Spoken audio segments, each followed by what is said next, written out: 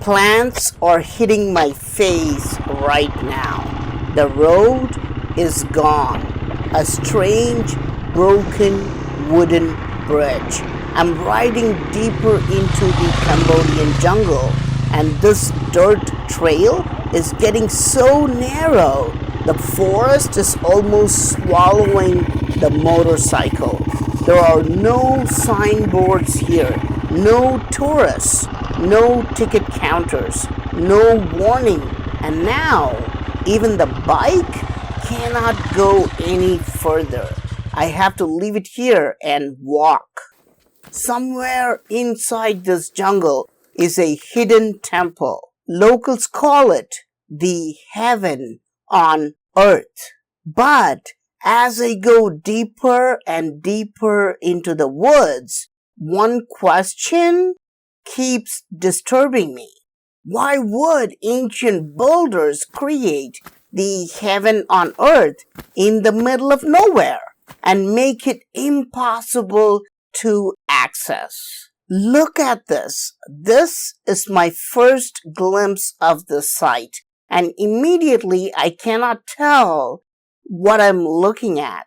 Is this a cave, a temple, a cosmic egg, a tiny little pond, a natural spring, a tree? Why do we see all the roots?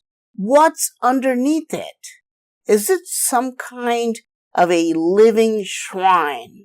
The forest is swallowing it from every side. Moss covers the stone. Tree roots crawl down the rocks like giant fingers. Water is flowing directly in front of the entrance. No pump, no motor, no electricity. Just stone, roots, and water rising from the earth. The main cave chamber is strangely small. A normal human cannot even sit comfortably inside it. So, if this was not built for people to enter, who was it built for? And why are two tall celestial female figures guarding the entrance? These are apsaras, divine dancers, beings from the world of gods. So now the question becomes very disturbing. Is this really just a hidden cave temple? Or is this a shrine designed for beings who are not entirely human? I'm putting the camera straight into this water, and look at this.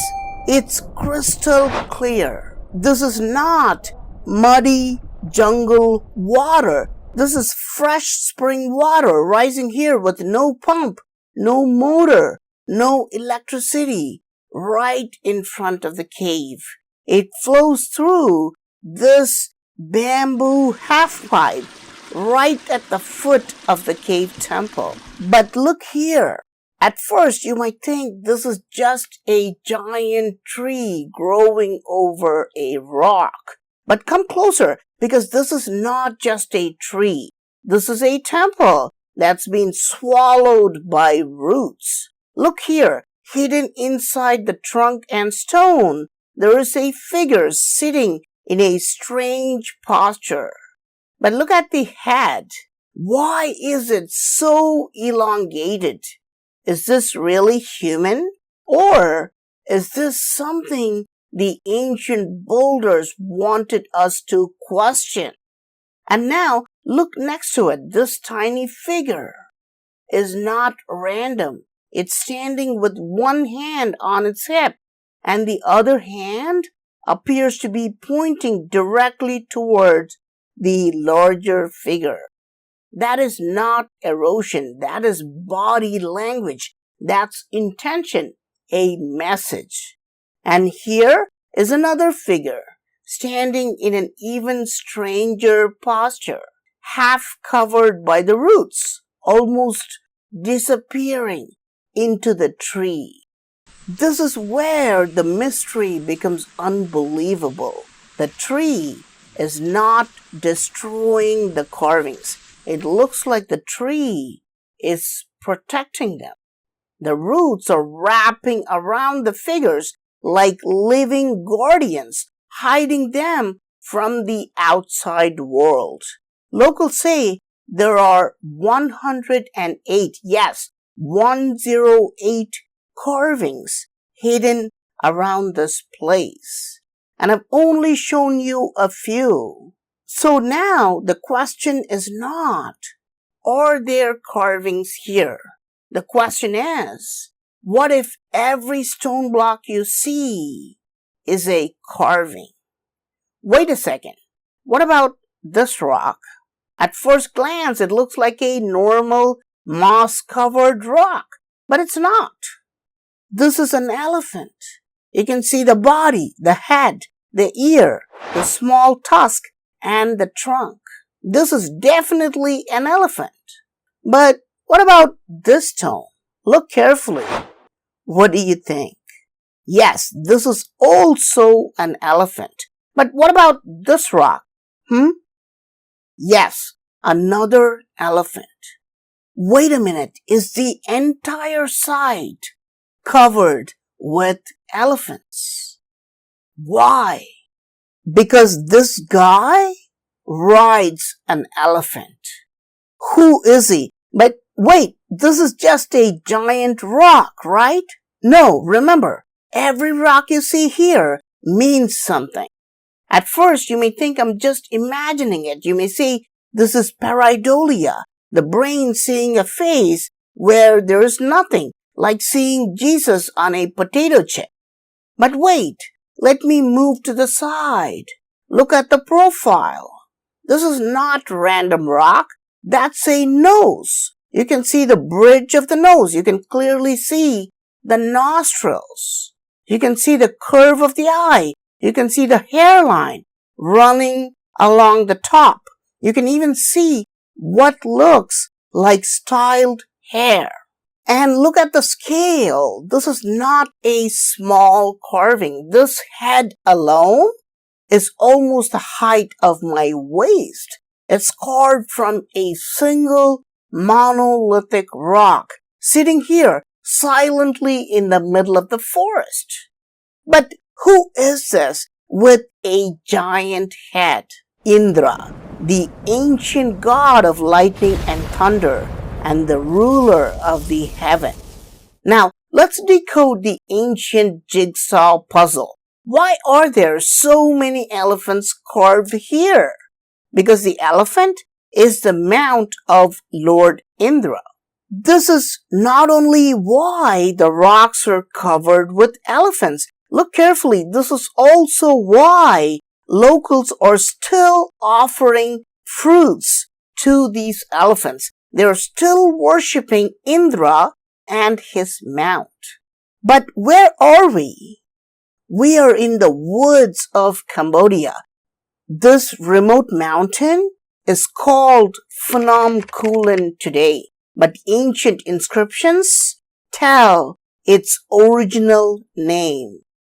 Mahendra Parvata, also pronounced Mahendra Parvata, which means the great mountain of Lord Indra. According to ancient inscriptions and folklore, Lord Indra descended from the sky and made this mountain his home. Did he decide to create a second heaven on earth? But why do locals call it heaven on earth? Just because it looks exotic? Just because it's dedicated to Indra, the ruler of heavens? See what the locals do here. They walk for miles to do something strange.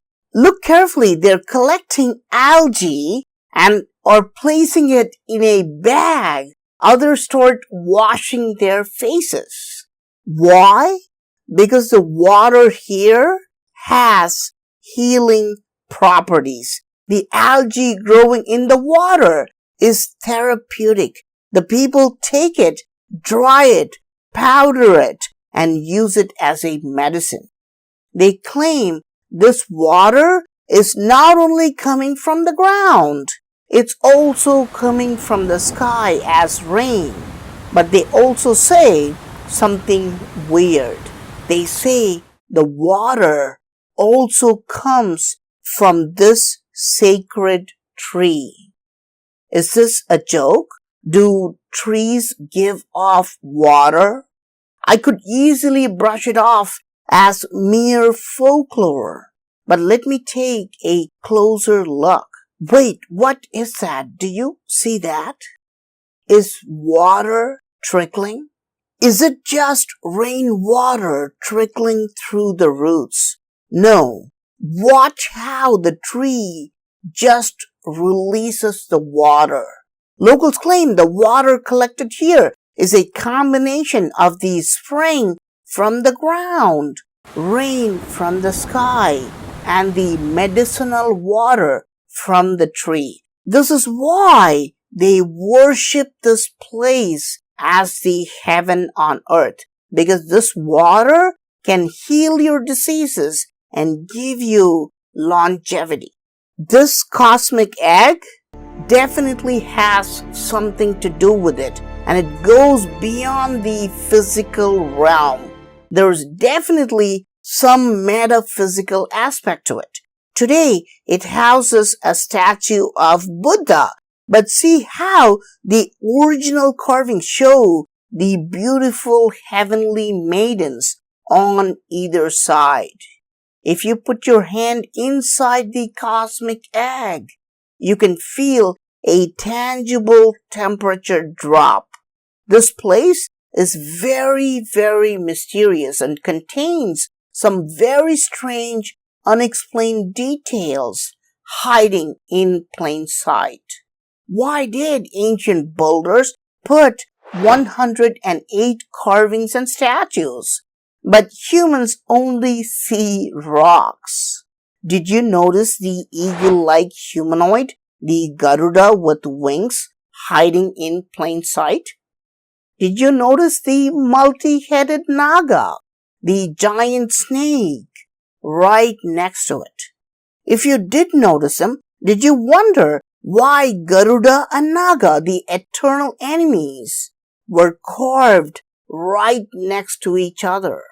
Also, did you see a turtle hidden in these rocks? Did you at least notice a hole in the body of this elephant? Why? Look carefully. What other carvings do you see? But this is not the strangest part. Just a few 100 feet away, I find a group of rocks with details that completely change the story of this place. These are not ordinary stones. When I look closer, I see marks, shapes, and patterns that raise serious questions. I cannot reveal everything in this public video.